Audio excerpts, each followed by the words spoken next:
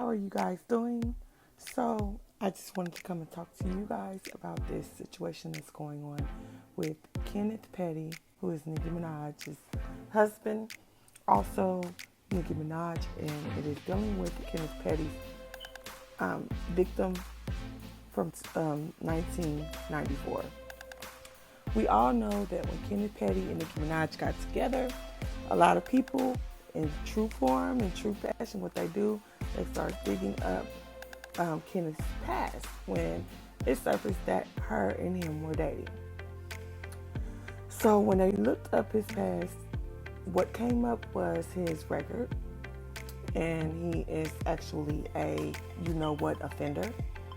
A lot of people are using the word alleged victim. I'm not going to use that because she is on paper the victim. So in true fashion, when everybody dug up these receipts in the past criminal record of Kenneth Petty, Nicki Minaj spoke out. And when she spoke out, she said that the victim was Kenneth Petty's girlfriend and that there was no rape and that it was consensual. Well, that's when the victim spoke out then. This was like 2 years ago. And she spoke with Candace. What's the name of her blog? Y'all know who I'm talking about. Daytime Tea Time. She spoke with Daytime Tea Time.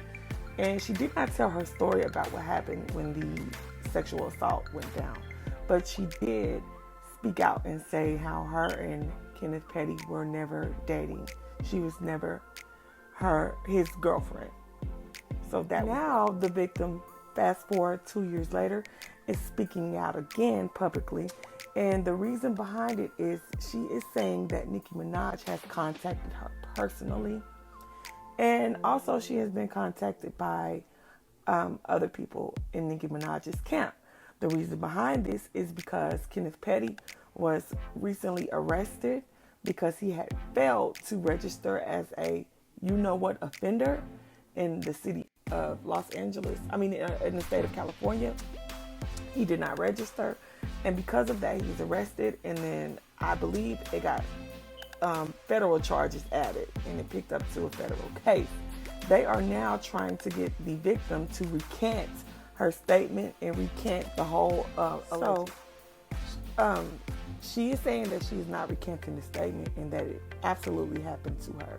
So what I'm going to do is I'm going to let you guys hear what the victim had to say in her own words, out of her own mouth, and then I will come back and provide my commentary based upon what has been laid before us and what the victim has said. I decided to make this video because I feel like even though it's something that happened 26 years ago, I'm still living with the effects now. On September 16th, 1994, it was a Friday morning. I left my home on my way to a city bus stop, headed to school. I was going to John Adams High School at the time in Queens, New York. And I was met at the bus stop by Mr. Kenneth Petty. At the time, I knew him as Kenny. We grew up in the same neighborhood. My mother and his mother used to run the streets together.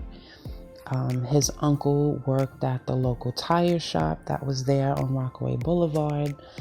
I didn't know his whole family, but there was a few members of his family that knew me and my brothers because of who my mother was. On this day, I went to the bus stop and Kenny was there at the bus stop. He asked me where I was going. I said I was going to school. I asked him where he was going. He said he was going to school. I said, you're lying, because I never knew Kenny to go to school. Kenny was a bum. He was a street guy. He was a dude that was always standing on a street corner. He was hanging out with street dudes. That's what I knew him for. I knew him as a street drug dealer. Unfortunately, this day ended up really bad because he forced me into his home. He violated me. And granted, this was only 3 blocks away from my house. I chose not to go home because I figured if I went home, nothing would get done. And I knew the kind of friends that Kenny hung out with, and I felt like they would feel that they could do the same. So instead, I ran to school. My clothes was messed up, my hair was messed up, I had a cut on my face and I had a cut on my stomach.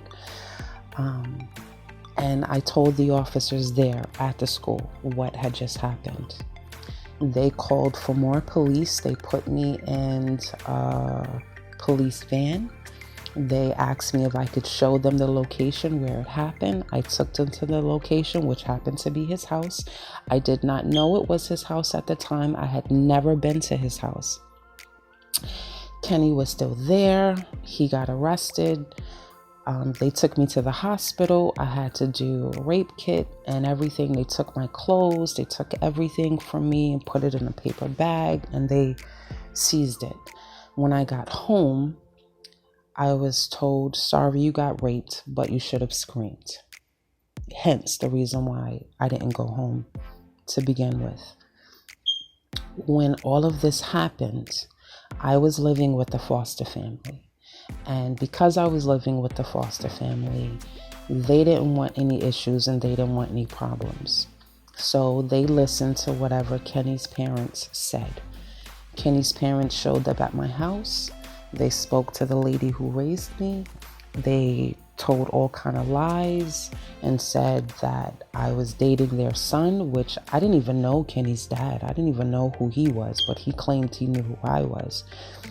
The amount of stuff that I went through at that time, I literally had to get out of the state of New York when I was 16 years old in a hurry because people was threatening my life. They was threatening my little brother's lives. I had issues going on in the house within family members because they felt like, you know, what made me so special to where I get to press charges against somebody who violated me when, you know, in most families, there are secrets and there are things that are covered up and hidden and not talked about. And usually sexual assault is one of those things. I have been molested since the age of 4 in that household by different people. It was always said to be my fault. I must have had my hair out. I must have been smiling in his face. I must have done something to warrant it. So when this happened outside in the street, versus at home with so-called family members, I knew I had to do. He surfaced with Nicki, and it was a big thing where people started looking up his rap sheet and speaking about what he had did. Now, granted, I know he's supposed to register as a sex offender. I have nothing to do with that. That was the plea deal that he took on her page, stating that we was in a relationship. He was 15, I was 16, and it was because of my mother, the reason why charges was pressed. That is a lie. I never lived with my mother. I wasn't raised with my mother. Even though my mother was a part of my life, she wasn't a part of my life in that way. That is false. We both, Kenny and I, were both 16 at the time. We were never in a relationship. And I spoke about that. I spoke to a blog, Candace at Tea Time, or Tea Time with Candace. I don't know, something. I spoke with her, and it wasn't about Kenny. I didn't need to speak about Kenny. I didn't feel the need to tell my story because my story had already been told. Hence the reason why he was arrested. He went to jail. He did his time, and he dealt with whatever consequences he had to deal with after getting out of jail. So what I spoke about, the reason for me wanting to speak was because of what Nicki said. And I felt like it was a lie. And if she was going to love him and be with him, then she should just accept him and that be it. You know, not speak about something that she had no knowledge of. I don't know Nicki. I didn't know her as a kid. I don't know her from the neighborhood. I do have family members that know her from the neighborhood, but I wasn't a street girl. I wasn't allowed to hang out in the streets. I didn't have very many friends in the neighborhood. I had friends in school, but not in the neighborhood because the lady I lived with was really strict. Well, in March of 2020, I got a call from a mutual friend of Kenneth and my brother, and he said that he could connect me to them and make this go away. And when he said he could connect me to them, meaning Nicki and Kenny, and when he said he could make this go away, I thought the agreement was going to be, if I don't speak to anybody about them, they wouldn't speak to anybody about me. End of story. Well, that's not what happened. What happened was this mutual person offered me $20,000 to write a letter stating that I lied about what I did. I lied about Kenny assaulting me. And I didn't want to do it. I got a phone call from Nicki Minaj herself saying that she got word that I was willing to help them out in this situation because, Kenny had got arrested for not registering in the state of California on state charges, and then he got out, and then federal charges were brought up on him. So she said that she could send her publicist, Joe, out to where I was living at the time. I have since moved multiple times since then, but that she can send Joe out, her publicist Joe, out to meet with me and talk with me about the situation. After that phone call with Nicki, the only contact I had was from street goons. I think she has somebody in her camp called Ganks. He was contacting family members. There was a lot of numbers as far as money being offered, but it was never offered from Nicki, and it was never offered from Kenny personally. It was just people speaking on behalf of Kenny. I have since had the U.S. Marshals come track me down because they got word that I was being harassed to recant my story. I have moved since March. I have moved 4 times due to people approaching my children. My daughter was out one night with some friends at a club, and some random guy approached her talking about he knows who she is, and he knows who her mother is, so she must know who Zoo is. She got really afraid and she ran.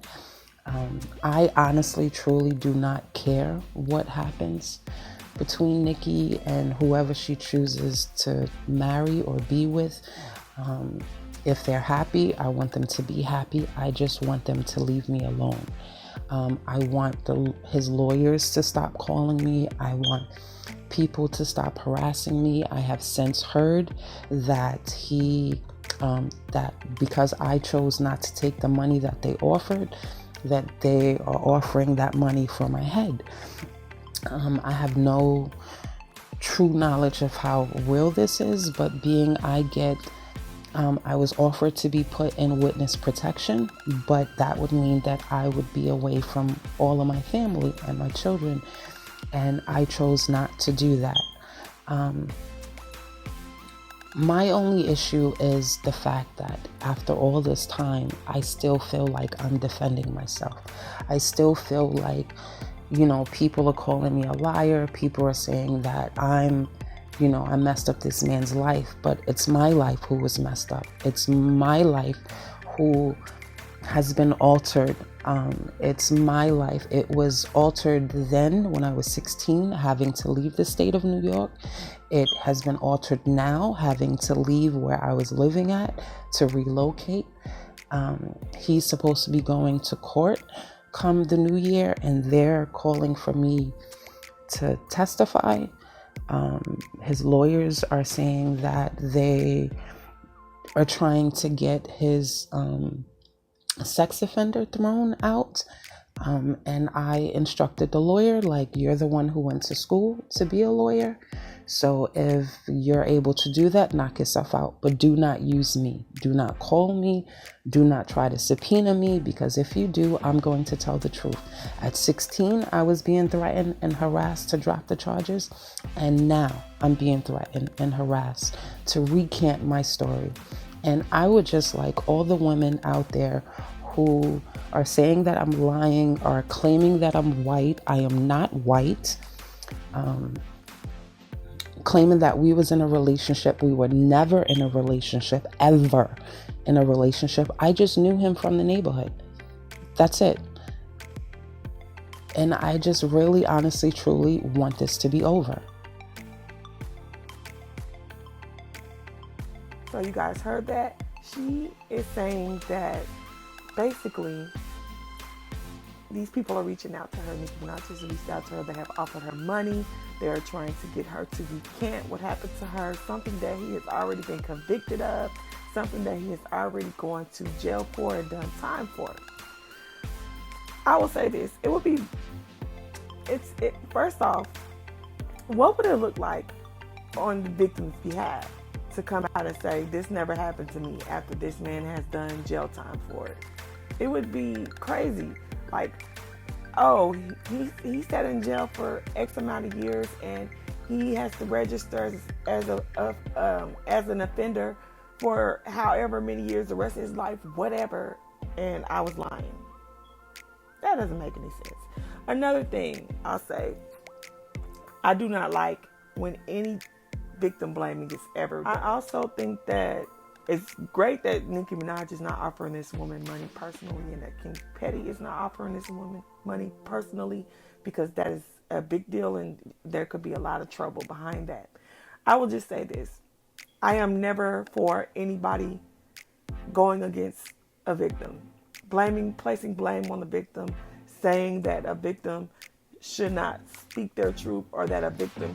But what I find even more appalling is to ask a victim, especially as a woman. If this happened, I find it appalling to ask a woman to recant a statement when this woman was assaulted sexually and she was also assaulted with a knife.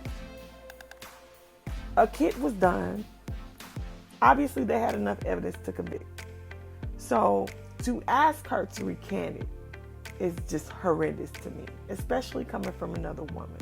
I just do not think that. I also think that it is extremely, extremely strange that Nicki Minaj has this type of relationship with offenders in this manner, and that from her brother. As far as the Tekashi thing, I'm not even going to put that on her. That's a working relationship. That's business. That doesn't mean that she personally. Some people will disagree. That's fine.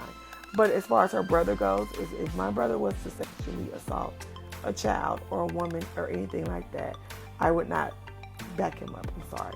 That's just me. I wouldn't. And it's okay if she chooses to love Kenneth Petty, if she chooses to forgive him, even if she chooses to believe him. But one thing that she should not be doing is reaching out to the victim or having anyone in her camp to reach out to his victim. That is re-victimizing the victim, and that is horrible. So that's my 2 cents on that. I don't think that it's good. I think it's horrible. I think that this is a dangerous game that is being played. The victim is saying that she is being threatened. I am never one to say the victim is the one in the wrong or the victim is to be blamed, and I do not like to try to change people's stories or rearrange their stories. What happened to her is what happened to her, and it's her story to tell. Now, she's finally came out and gave detail of what happened that day when she was victimized, and now she is saying, these people are reaching out to me, I am being threatened, all these type of things, to the point where she even was offered to be put in witness protection. How true her story is, I don't know. I don't know this lady, but what I will say is that if any of this is true, this is horrible and it's a dangerous game. And I think that they ought to stop it now. That is my 2 cents. Thank you guys for listening. Like, comment, share, subscribe.